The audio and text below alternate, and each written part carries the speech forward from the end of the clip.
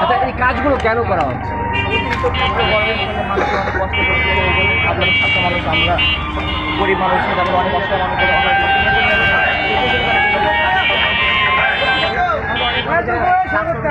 খাবার দেওয়ার পরে কিনা অনেক কষ্ট করছে।